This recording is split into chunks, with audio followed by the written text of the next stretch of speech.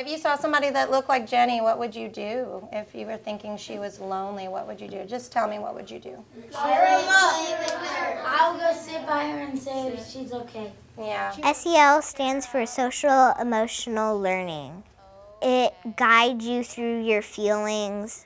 It helps you with problems. Ready? One more time, afraid.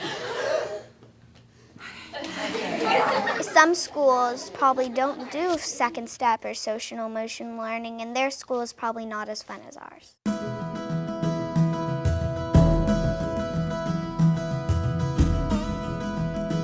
In every district in Texas, in the nation, there's a lot of pressure on academic success. And there's a lot of research showing that if we give students the skills to regulate their own emotions and their behavior, academics improve as well as social and emotional skills. If you're not ready to learn, then you're not going to learn. For instance, a student comes to school and they're worried about home and they don't have the ability to self-regulate and switch that part of their brain just for a little while to attend to learning, then they're going to have a very hard time. If we don't work to help children develop those skills, we're failing them. We just are. About 3 years ago, the chief academic officer called me and she began to talk about CASEL and second step, and I levitated off my seat. I was like, what? We're talking about the whole child and their emotional learning?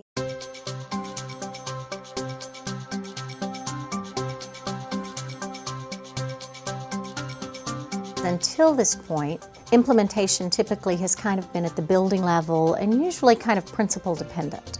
The goal is to see how implementation district-wide impacts the climate and the culture and the very essence of the district.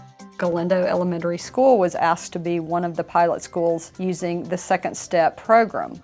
When we started, we were a little bit skeptical about the SEL program because it was going to take instructional time, so we were like, we don't know, and some teachers weren't very consistent about it, but we set a goal, we said we're going to try it out. Pero ¿recuerdas cómo se sentía Caracol? ¿Qué dijo? Tengo miedo. ¿Por qué tenía miedo? Porque piensa que lo va a regañar. ¿Y por qué lo va a regañar? Porque no estaba escuchando. No estaba escuchando. I fell in love with it. I mean, they know that they have to listen to me, they have to look at me, and they love those little atentoscopes. Que saquen sus atentoscopios y enfócalos en mí, en mí. When we started working on social emotional learning, we knew it was going to take some time to implement district-wide. We have 87,000 students with 11 vertical teams, meaning you start in elementary school, then you go to middle school, and the high school that you feed into. And because we're arranged that way, we decided to implement that way. So then in the fall of 2015, we will be touching every student, all of those 87,000 students. We're a very large district. We are very diverse in the population that we serve. Helping kids to feel safe on their campuses, even as they move from one campus to another, it's a challenge. Students in your class are working on a science project together. You would like to work on the project with them. Okay, go ahead. What do you think? Science project. Can I join in? The students at Galindo Elementary have other social issues at home. They have poverty, they have a lot of responsibilities taking care of their siblings, and on top of that, they want to succeed and be something in their lives. I actually call the SEL skills survival skills for them. He could say sorry, and he could also like go get a napkin and help her clean it up. It helps them learn and communicate so they're not stuck with so-and-so stole my jacket and they don't know how to deal with it. It's moving on and let's learn how to do some math. Let's learn how to do some reading. So write or model what you might say back in that very situation. You're looking your partner A in the eye. I do not like you copying down my answers. It is not polite.